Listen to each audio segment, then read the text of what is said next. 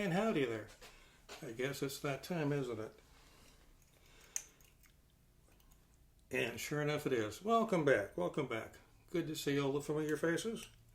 Hope you're all doing well. Hollis, Robin, good to see you here. Let me put this away before I hurt myself. And Kimberly, good to see you too, along with Clark and all the rest. And I see we have some new history grunts here, some new time travelers. Thank you for coming into Kemp's Ford School, such as it is. I'm the host of this channel, Dave Diggs, host of Dave Diggs History. And if you're here, you probably dig history too, like I do. At any rate, for those of you who haven't been here before, who's brand new, I hope you like what you see and hear, and I hope to earn your likes and subscriptions. And to those of you who have seen me before, I'm going to have to apologize. I know I look a bit scraggly right now. I am overdue for a haircut. And I didn't want to have to go into Rocky Mount or Boone's Mill and pay 7 or 8 cents for a haircut. I'm sort of hoping that somebody around the parentage might be talented with a pair of scissors, not just sheep shears, but knows how to give a decent haircut, and we can take that off of what they owe me for my work here. They don't have to pay me any cash. And speaking of cash, you may remember, those of you who's been before, I talked about how I get paid recently. It's a very, very good day. The widow Maxie coughed up 26 cents for her sons Levi and William, and Washington Hill gave me 14 cents for his daughter America Hill. Add them together, that's 40 cents. Not bad, not bad. And then there's also that one bill I got, that $1 bill, which I still have, because I still haven't made it into Rocky Mount, courtesy of Mr. Ray, who said he was going there with some produce to sell. It is harvest season. And since we're talking about money, a subject I'm sure dear to all of our hearts and wallets, I mentioned I get paid 40 cents, and I'm pretty happy about that. 40 cents. How does that figure in? Well, it's in the contract. 2 cents per student per day, payable once a month, when and if they actually have any cash to pay me. Why should cash be a problem? Why is it only a few pennies here and a few pennies there, and perhaps ever so often, a half a dime, which would be nice?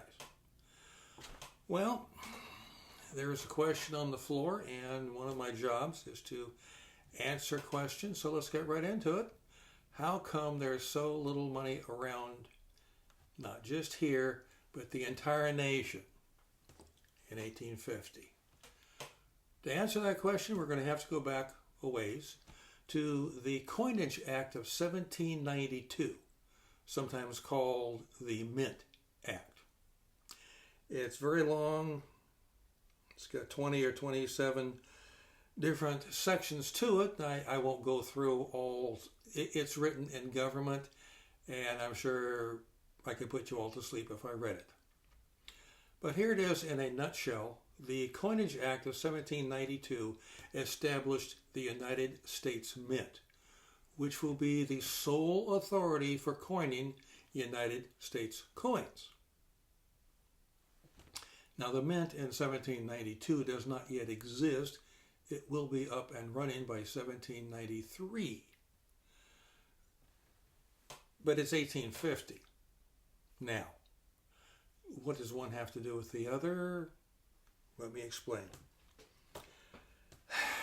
The Coinage Act established the dollar as the basic unit of United States currency, and the dollar was divided up into 100 parts, thus establishing the decimal system as our currency, as how it's measured. And the coins were supposed to be minted are in gold and silver and copper. There were eagles, which is a $10 gold piece. There were half eagles, which was a $5 gold piece. And there were quarter eagles worth $2.50, hence a quarter. The silver coins authorized to be minted were dollars, half dollars, quarter dollars, half dimes in silver. Yes, we're talking about quite some time ago. And then there were the cents and the half cents. They were minted in copper. And all of this was to come out of Philadelphia, being the only mint at the time.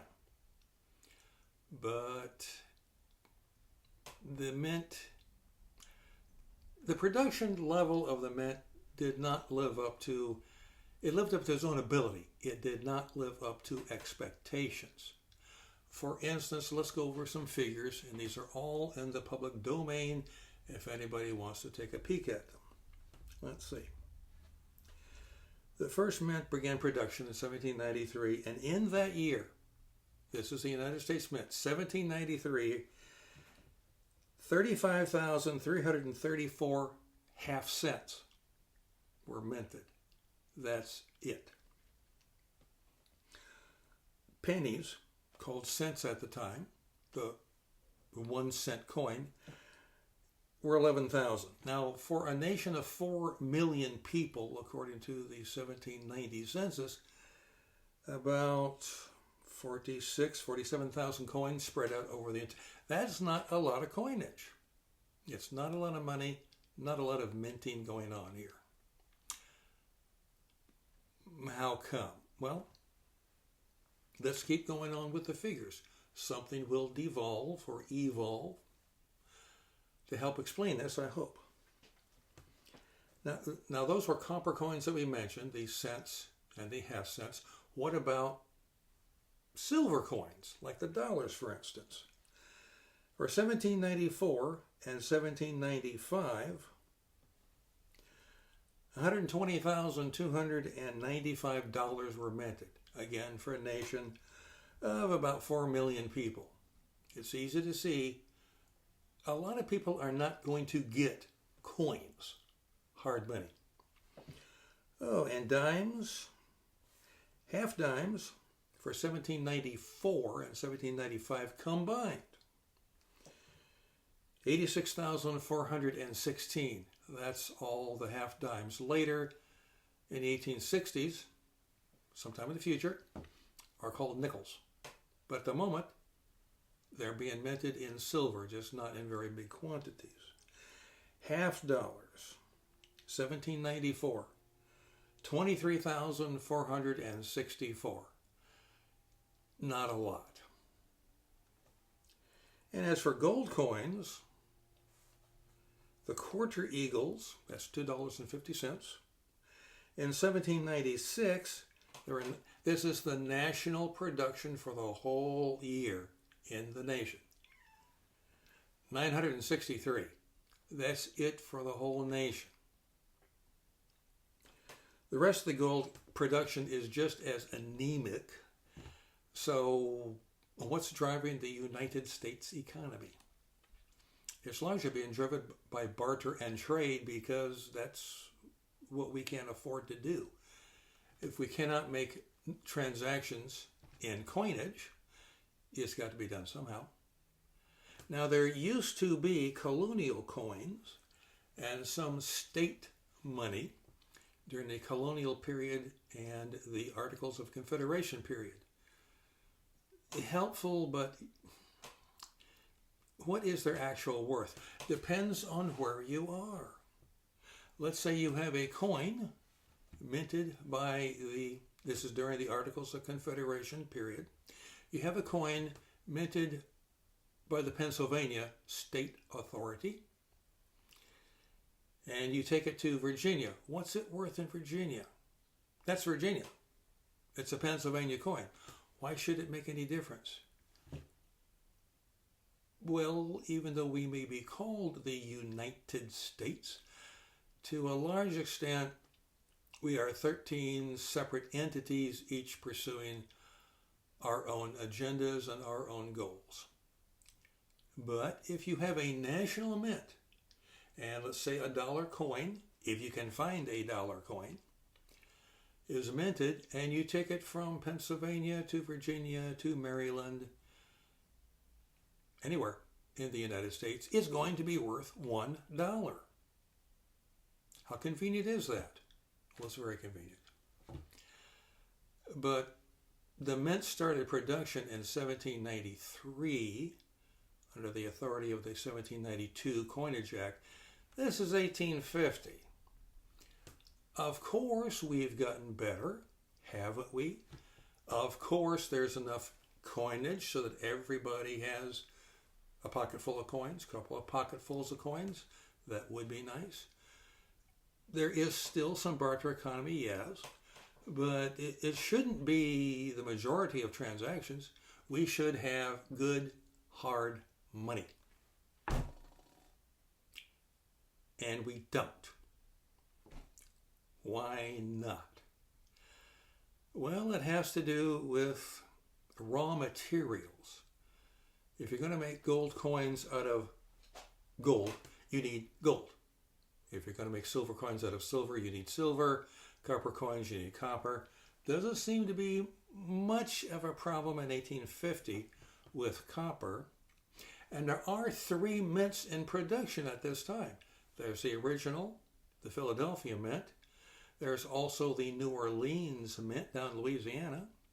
And there's a mint which only does gold coins in Georgia. I've never seen a good pronunciation of this. Don Galila. I can't pronounce it. It's a Georgia thing. We got 3 mints. They're making coins. There shouldn't be any problem in 1850, except you need the gold and the silver. Copper doesn't seem to be much of a problem. But what else is happening? Now for that, to answer that question,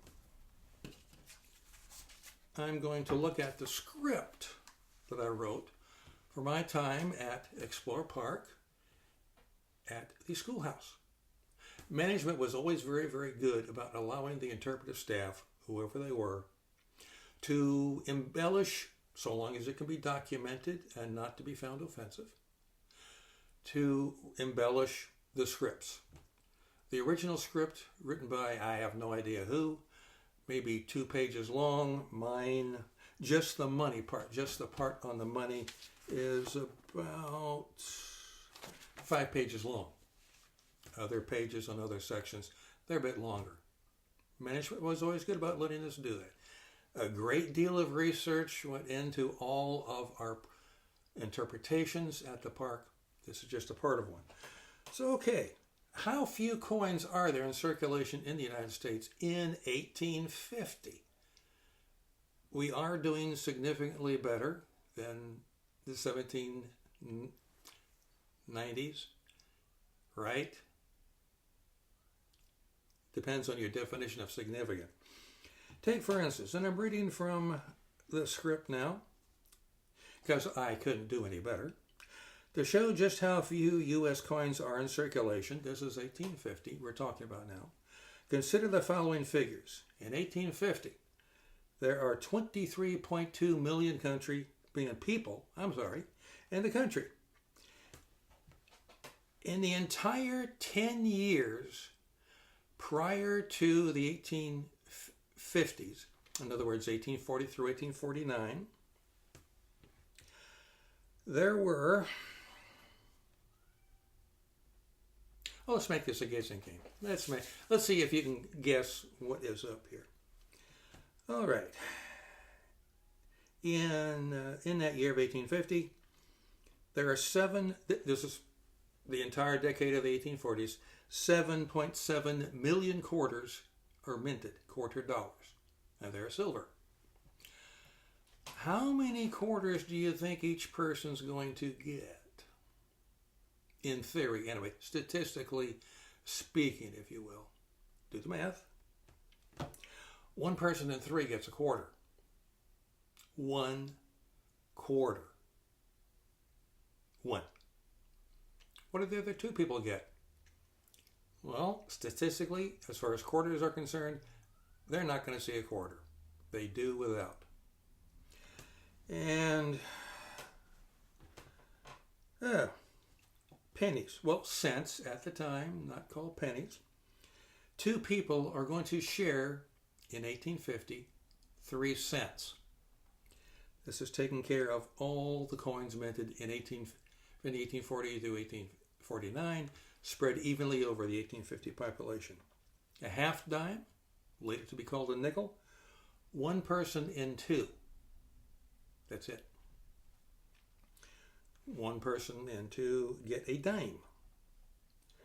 And two people will share 3 halves dollars. But how many dollars do you think, everyone, if spread out, the 10-year production spread out over 1850, how many dollars do you think every American is going to get? I'll give you a moment or two to consider it.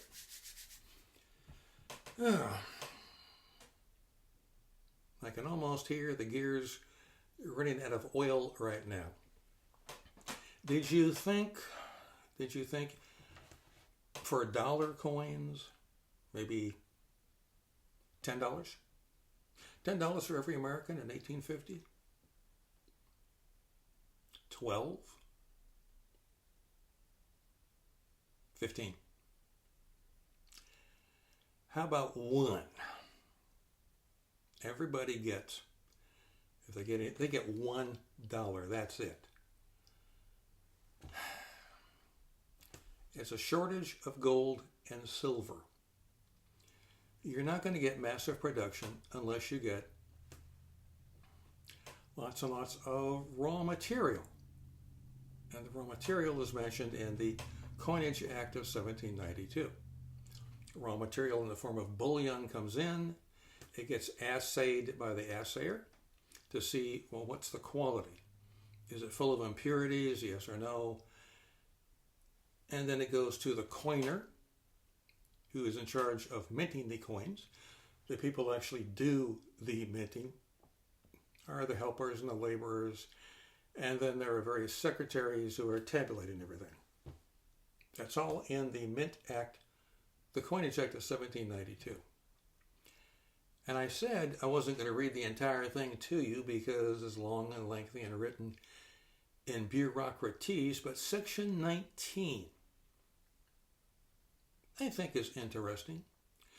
There is, and is established in the law there, it's established that if you work for the mint and you get light-fingered with the bullion, you take a little bit home with you, or you mint coins that are supposed to have this much silver in them, or gold, and really they have this much and the rest is filler. If you get caught and tried and convicted, any idea what the penalty is for that? Any guesses? 5 years in prison, 10 years in prison? Life? No, not 5, not 10, not even 25, not life. The penalty is death. They're serious about this mint thing. You get caught doing what you're not supposed to do with the currency of the nation. The penalty does not specify being shot or hung, but I would imagine you're going to find yourself at the end of a rope if you do something like that. Just one of those things. All right. So in 1850, we're still not doing well as far as total coinage for the nation is concerned. Is this going to change sometime or other? Well, yes. Now's not that time. It's not going to happen. But still, if this nation is to expand and grow into what it's destined to be, most of the transactions being barter, that is not sustainable. It wasn't sustainable back in 1793. It's not sustainable in 1850. And 10 years from now, it's still not going to be sustainable. So, is there any money around here? that can be used in our economy? Answer, yes. Not a slack amount either. It's a pretty good amount. What money are we talking? Well, if you talk to rich people, and there's enough of them around, they will tell you, don't use your own money to do things financial. Use someone else's money, which is what we're doing. If it's not our money then, whose money are we using? And if you remember back about 2 episodes, when I get paid by Widow Maxie and Mr. Hill, if you remember that, you got a hint as to what's going to be in the next episode. Somebody else's money. And I could go on, but as I said quite a while ago, I don't want to do 20-minute and 30-minute and hour and 30-minute presentations. This is long enough. So for the time being, thank you all for coming. If you're new, you might want to go back and look at the part where I said I got paid to get a basis for understanding the content of this particular episode, which by the way is number 13. It's good to see everybody. I hope to see you all again at some future point right here in school where you can hopefully learn something, and perhaps I'll have a haircut. Somebody around here has a bowl big enough to fit this head. We'll find out. Until then, I wish everybody well. Again, thanks for dropping in. Until the next time that our paths cross, I have the distinct honor to remain your most obedient servant, Dave Diggs, coming to you from, as always, a long time ago. Thanks for dropping in, folks. We'll see you next time.